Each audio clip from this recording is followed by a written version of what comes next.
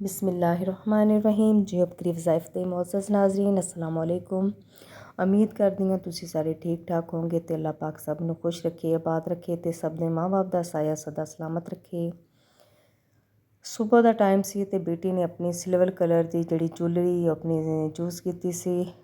बेटी स्कूल चली गई सी तो उस तो बाद मैं ਉਹਦੇ ਜਿਹੜਾ ज्वैलरी बॉक्स सैट करके रखन लगी सी ते बेबी भी उठ गया सी माशाल्लाह। सुबह दा टाइम सी ਤੇ ਬੇਬੀ ਨੂੰ ਵੀ ਮੈਂ ਮਾਸ਼ਾਅੱਲਾ ਜਲਦੀ ਨਾਲ ਰੈਡੀ ਸ਼ੈਡੀ ਕਰਕੇ ਡਾਈਪਰ ਚੇਂਜ ਕਰਕੇ ਫਰੈਸ਼ ਕਰਕੇ ਤੇ ਬੇਬੀ ਵੀ ਮਾਸ਼ਾਅੱਲਾ ਅੱਛੇ ਮੂਡ ਵਿੱਚ ਸੀ। ਬੇਬੀ ਨਾਲ ਗੱਪਸ਼ਪ ਲਗਾਈ ਤੇ ਬੇਬੀ ਮਾਸ਼ਾਅੱਲਾ ਸੁਬਹ ਉੱਠ ਕੇ ਬੜਾ ਇੰਜੋਏ ਕਰ ਰਿਹਾ ਹੁੰਦਾ। ਉਹਨੂੰ ਹੁੰਦੀ ਹੈ ਕਿ ਮੈਨੂੰ ਨੇਚਰ ਦਿਖਾਈ ਜਾਵੇ। ਬੇਬੀ ਮਾਸ਼ਾਅੱਲਾ ਖੁਸ਼ ਹੋ ਜਾਂਦਾ, ਮੂਡ ਅੱਛਾ ਹੋ ਜਾਂਦਾ ਹੈ ਚੀਜ਼ਾਂ ਬਾਹਰ ਦੇ ਮਾਹੌਲ ਵਿੱਚ ਖੁਸ਼ ਰਹਿੰਦਾ ਸਾਡੇ ਘਰ ਦੇ। ਤੇ ਅੱਜ ਮੈਂ ਤੁਹਾਡੇ ਨਾਲ ਬਹੁਤ ਹੀ ਖਾਸ ਅਮਲ, ਇੱਕ ਬਹੁਤ ਹੀ ਮੁਜਰਬ ਅਮਲ ਸ਼ੇਅਰ ਕਰੂੰਗੀ। ਅੱਜ ਦਾ ਜਿਹੜਾ ਅਮਲ ਹੈ ਸੂਰਾ ਫਾਤਿਹਾ ਦਾ ਅਮਲ ਹੈ ਜਿਹੜਾ ਤੁਸੀਂ ਕਰਨਾ ਹੈ। बहुत ही खास अमल है, बहुत ही मुजरब अमल है सूरह फातिहा। घर विच किसी भी किस्म की मुश्किलात आ, परेशानियां, कोई मरीज़ आ, तुहाडा छोटा बेबी है जिन्होंने नज़र लग चुकी है या किसी भी तरह का कोई बड़ा बच्चा है जिहड़ा बीमारी विच मुबतला है, नज़र बद का शिकार हो चुका है, तो तुसीं सूरह फातिहा दा अमल करना है। बहुत ही खास अमल है, बहुत ही मुजरब अमल है। जिस तरह ही तुसीं सुबह उठना है, नमाज़े फजर तो बाद तुसीं ये तस्बीह कर लैनी है। इंशाअल्लाह ताला दस्से गए तरीके के मुताबिक करनी है। तुसीं देखोगे तुहाडे घर विच जिन्नियां भी मुश्किलात है, परेशानियां है, बच्चे तुहाडे नज़रे बद तो बचे रहणगे। हर तरह के तुहाडे घर नूं, शोहर नूं किसी भी किस्म की कोई चीज़ नुकसान नहीं पहुँचा सकती।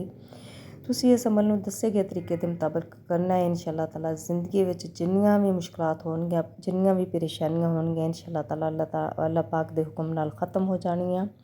सूरह फातिहा दा अमल जिहड़ा बहुत ही मुजरब अमल है। हर किस्म की आफत बला लई, परेशानी लई, जादू जिन्नात दे असर लई, ख़त्म करन लई, ਇਹਦੇ ਨਾਲ ਮਰੀਜ਼ ਦੀ ਸ਼ਫਾਯਾਬੀ ਲਈ ਜਿਹੜਾ ਇਹ ਕਿਸਮ ਦੀ ਇੱਕ ਐਸੀ ਤਸਬੀਹ ਹੈ। ਕੋਈ ਵੀ ਮਰੀਜ਼ ਹੈ ਜਿਹੜੀ ਹਰ ਟਾਈਮ ਮੁਸ਼ਕਲਾਤ ਵਿੱਚ ਹੈ, ਪਰੇਸ਼ਾਨੀ ਵਿੱਚ ਹੈ, ਜਾਨਲੇਵਾ ਮਰਜ਼ ਤੱਕ ਵੀ ਅਗਰ ਕੋਈ ਮਰੀਜ਼ ਜਿਹੜਾ ਮੁਬਤਲਾ ਹੈ, ਜਿਹਦੀ ਬਿਮਾਰੀ ਦਾ ਤੁਹਾਨੂੰ ਕੋਈ ਪਤਾ ਨਹੀਂ ਚੱਲ ਰਿਹਾ, ਕੋਈ ਇਲਾਜ, ਕੋਈ ਅਫਾਕਾ ਨਹੀਂ ਹੋ ਰਿਹਾ, ਤੁਸੀਂ ਸੂਰਹ ਫਾਤਿਹਾ ਦਾ ਜਿਹੜਾ ਅਮਲ ਕਰੋਗੇ ਇੰਸ਼ਾਅੱਲਾਹ ਤਾਲਾ ਹਰ ਤਰ੍ਹਾਂ ਦੀ ਮੁਸ਼ਕਲਾਤ ਤੋਂ, ਪਰੇਸ਼ਾਨੀ ਤੋਂ ਨਿਜਾਤ ਮਿਲੇਗੀ।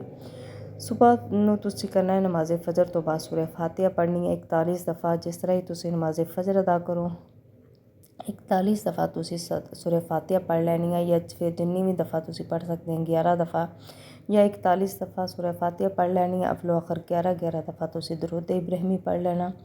ਉਸ ਤੋਂ ਬਾਅਦ ਤੁਸੀਂ ਪਾਣੀ ਦੇ ਉੱਤੇ ਵੀ ਇਹ ਦਮ ਕਰ ਸਕਦੇ, ਘਰ ਵਾਲਿਆਂ ਨੂੰ ਜਾਂ ਮਰੀਜ਼ ਨੂੰ ਇਹ ਪਾਣੀ ਪਿਲਾ ਸਕਦੇ, ਜਾਂ ਫਿਰ ਇਸ ਤੋਂ ਇਲਾਵਾ ਤੁਸੀਂ ਜਿਹੜਾ ਵਾ ਚਾਰੋਂ ਕੋਨਿਆਂ 'ਤੇ ਤੁਸੀਂ ਜਿਸ ਤਰ੍ਹਾਂ ਸੂਰਹ ਫਾਤਿਹਾ ਪੜ੍ਹਨੀ ਹੈ, ਚਾਰੇ ਕੋਨਿਆਂ ਦੇ ਘਰ ਵਿੱਚ ਫੂਕ ਮਾਰ ਦੇਣੀ ਹੈ ਅਤੇ ਤੁਸੀਂ ਦੁਆ ਕਰਨੀ ਹੈ ਅੱਲਾਹ ਤਾਲਾ ਕੋ ਹਰ ਕਿਸਮ ਦੀ ਪਰੇਸ਼ਾਨੀ ਲਈ, ਮੁਸ਼ਕਿਲਾਤ ਦੀ ਨਜਾਤ ਲਈ।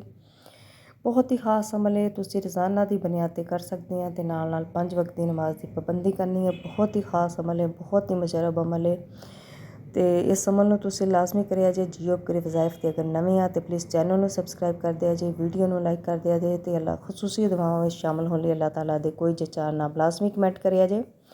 ਇਸ ਤੋਂ ਬਾਅਦ ਜਿਹੜੇ ਤੁਹਾਡੇ ਨਾਲ ਕੱਪੜੇ ਮੈਂ ਕੁਛ ਵਾਸ਼ ਕੀਤੇ ਸੀ, ਉਹਨਾਂ ਨੂੰ ਜਿਹੜਾ ਤਹਿਵਾਂ ਲਗਾਉਣ ਵਾਲੀਆਂ ਸੀ, ਬੱਚਿਆਂ ਦੇ ਕੱਪੜੇ ਮੈਂ ਅਲੱਗ ਸੈੱਟ ਕਰ ਲਏ ਅਤੇ ਉਹਨਾਂ ਦੇ ਬਾਬਾ ਦੇ ਕੱਪੜੇ ਅਲੱਗ ਸੈੱਟ ਕਰ ਲਏ। ਬੱਚਿਆਂ ਦੀ ਯੂਨੀਫਾਰਮ ਸੀ ਅਤੇ ਮੇਰਾ ਹੁੰਦਾ ਹੈ ਕਿ ਮੈਂ ਕੱਪੜੇ ਜਿਹੜੇ ਆ ਇਹਨਾਂ ਨੂੰ ਫੋਲਡ ਕਰਕੇ ਅੱਛੇ ਤਰੀਕੇ ਨਾਲ ਤਹਿ ਲਗਾ ਕੇ ਹੀ ਅਲਮਾਰੀ ਵਿੱਚ ਰੱਖਾਂ, ਤਾਂ ਕਿ ਬੱਚਿਆਂ ਨੂੰ ਪਤਾ ਹੁੰਦਾ ਹੈ।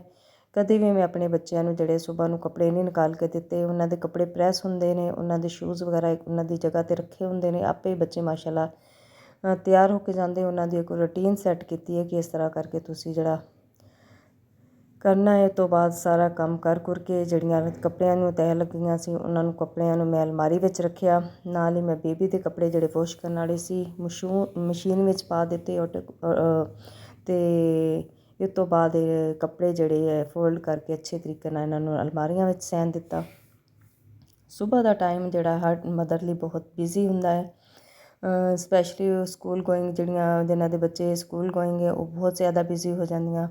ਇਸ ਤੋਂ ਬਾਅਦ ਮੈਂ ਜਲਦੀ ਨਾਲ ਬੇਬੀ ਦੇ ਸੁੱਤੇ ਮੇਰੀ ਕੋਸ਼ਿਸ਼ ਹੁੰਦੀ ਹੈ ਕਿ ਮੈਂ ਕਿਚਨ ਵਗੈਰਾ ਨੀਟ ਕਰ ਲਾਂ। ਕਿਚਨ ਵਗੈਰਾ ਮੈਂ ਨੀਟ ਕਰਕੇ ਬਰਤਨ ਵਗੈਰਾ ਵਾਸ਼ ਕਰਕੇ ਮੇਡ ਜਿਹੜੀ ਹੈ ਮੇਰੀ ਆਉਂਦੀ ਹੈ 11-12 ਵਜੇ ਤੱਕ, ਉਹਦਾ ਮੈਂ ਇੰਤਜ਼ਾਰ ਕੀਤਾ।